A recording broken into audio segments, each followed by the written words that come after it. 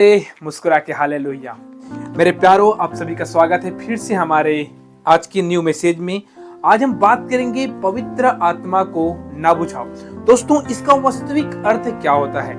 जिस प्रकार से हम देखते हैं पहला थिस्सलुनीकियों उसके 5 अध्याय उसके 16 पद में लिखा है, सदा आनंदित रहो।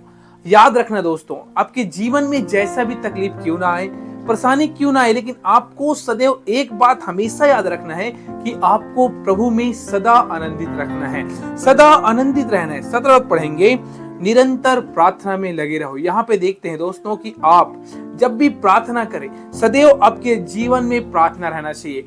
उड़ते बैठते चलते गाड़ी चलाते, अब जहां कहीं भी हो, आपके जीवन में प्रार्थना का रहना बहुत ही जरूरी है। आप लोग कितने लोग हैं जो निरंतर प्रार्थना करते हैं? अगर आप नहीं करते तो आपको बोलना चाहूंगा, आज से ही आप प्रार्थना शुरुआत कीजिए, क्योंकि जब आप प्रार्थना करते हैं परमेश्वर आपसे बात करता है। दोस्तों, अगर आप खेत में हैं, आप मनों में प्रार्थना करें। आप चल रहे हैं, आप चलते चलते प्रार्थना करें। आप बाइक ड्राइव कर रहे हैं दोस्तों, तो आपको बोलना चाहूंगा, आप बाइक ड्राइव करते भी आपको प्रार्थना करना है।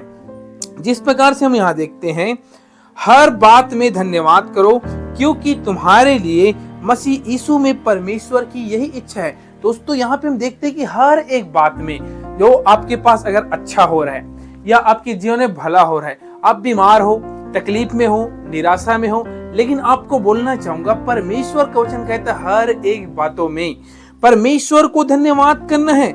तुम्हारे लिए मसीह यीशु में परमेश्वर की यही इच्छा है। परमेश्वर यीशु मसीह यही चाहता है दोस्तों कि आप हमेशा क्या करें? परमेश्वर को धन्यवाद दो। जैसे आप बोल सकते, धन्यवाद प्रभु इस ब्यूटीफुल टाइम के लिए, इस समय के लिए। कितने लोग ऐसे हैं दोस्तों जो आप लोग प्रार्थना करते हैं हर बातों में? मैं आशा करता हूं कि आप सब लोग हर बातों में प्रार्थना जरूर करते हैं। अगर आप प्रार्थना करते हैं तो बोले हालेलुया।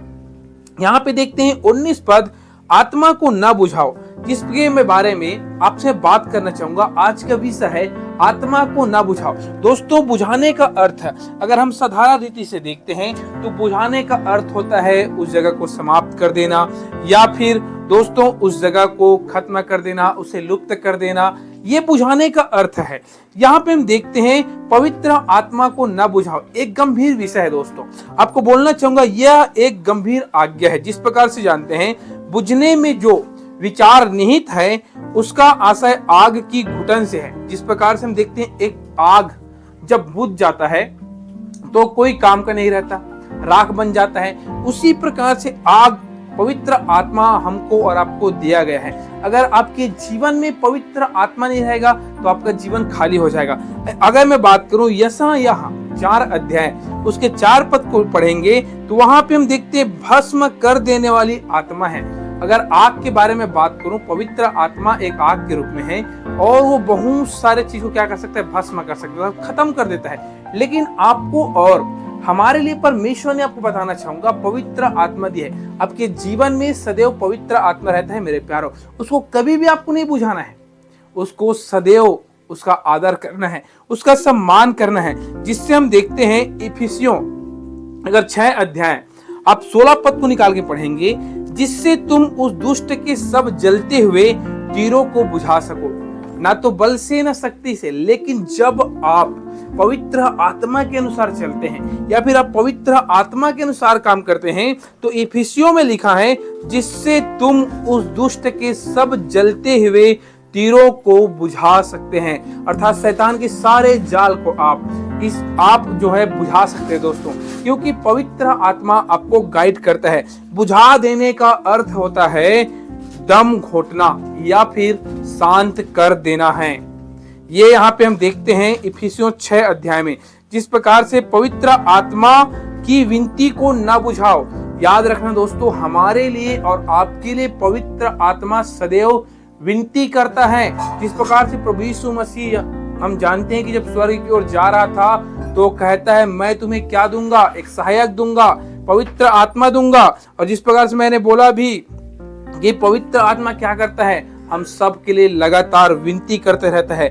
और वहां पे देखते हैं, उसे मत कुचलो, ना निकालो, उसका दम मत घोटो, उसे शांत मत करो। याद रखना दोस्तों, जब आप पवित्र आत्मा के विरुद्ध काम करते हैं या फिर हम सब लोग आप लोग जो मैसेज सुन रहे हैं पवित्र आत्मा के विरुद्ध बात करते हो, तो याद रखना आप पवित्र आत्मा को अपने जीवन से निकाल देते हो, उसका दम घोट देते हो और उसे शांत कर देते हो। जो आपके लिए दोस्तों, आपके लिए ही वो प्रार्थना कर रहे हैं, आपके लिए वो स्तुति कर रहे हैं, आपके लिए निरंतर परमेश्वर से प्रार्थना कर रहे हैं। और देखिए दोस्तों, यहाँ पे देखते हैं जब मनुष्य के हृदय परिवर्तन होता है तो जब वह पहली बार गलती करता है तो पवित्र आत्मा बहुत जोर से बोलता है।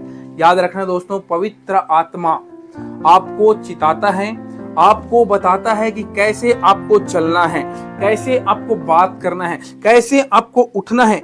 इस प्रकार से पवित्र आत्मा हमें बताता है। यहाँ पे देखें, जैसे कोई व्यक्ति का हृदय परिवर्तन दोस्तों, अगर वो पहली बार कोई गलती करता है तो याद रखना पवित्र आत्मा उसको बताता है कि तूने इस जगह पे गलती किया है।